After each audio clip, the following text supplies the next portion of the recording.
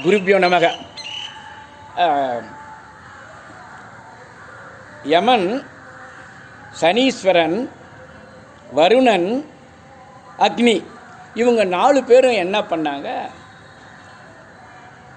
தமயந்தி சுயம்வரம் நடக்குதுங்க. அப்போ வராங்க. நலனும் அதில் கலந்துக்கிறதுக்கு வராருங்க.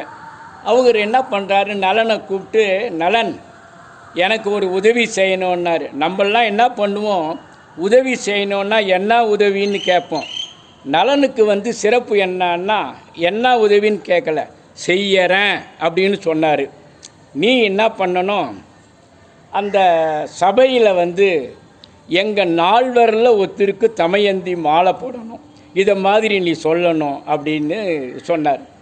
இவர் என்ன பண்ணார், நலன் என்ன பண்ணார், தமயந்தி கிட்ட போயிட்டு, அம்மா தமயந்தியும் நலனும் ரொம்ப, அதாவது ஒருத்தர் விரும்புவாங்க, அந்த அளவுக்கு அண்ணன் மூலமாக தூது பண்ணவங்க.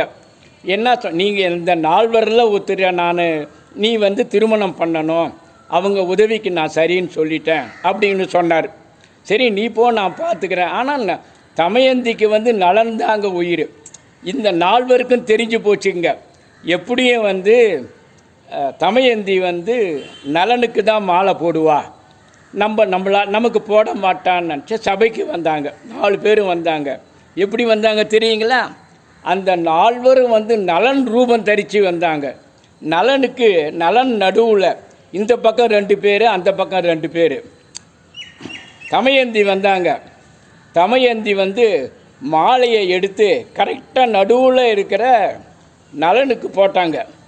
இவங்க இங்கே வந்த 4 பேரும் அப்படியே ஆச்சரியப்பட்டு போயிட்டாங்க. எப்படி தமயந்தி கரெக்டாக போட்டா அப்படின்னு சொல்லி அவங்களுக்கு ஆச்சரியம்.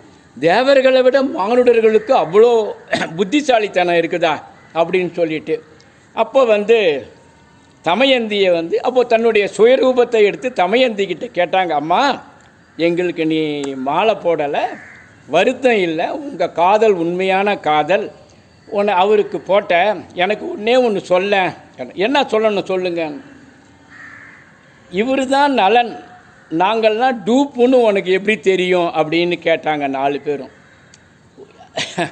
ஆகாசத்தில் இருக்கிறது பூரா பூமி கால் மிதிக்காதுங்க. பூமாதேவி பேரில் அவங்களுக்கெல்லாம் ஒரு மரியாதை, அதனால் உங்கள் கால்லாம் பூமியில் படலை. அடுத்தது உங்களுடைய கண்ணு பூரா, இப்போ நம்மலாம் கண்ணு சிமிட்டுறோம் பாருங்க, அதை மாதிரி கண்ணு சிமிட்ட மாட்டேங்க, அதனால் அவருக்கு போட்டேன்னாங்க. அப்போது யமன் ஒரு வரம் கொடுத்தாருங்க. என்னன்னா, உங்களுடைய சரித்திரத்தை படிக்கிறவங்களை சனீஸ்வரன் பிடிக்க மாட்டாருன்னு சொல்லிட்டு. நன்றி, வணக்கம்.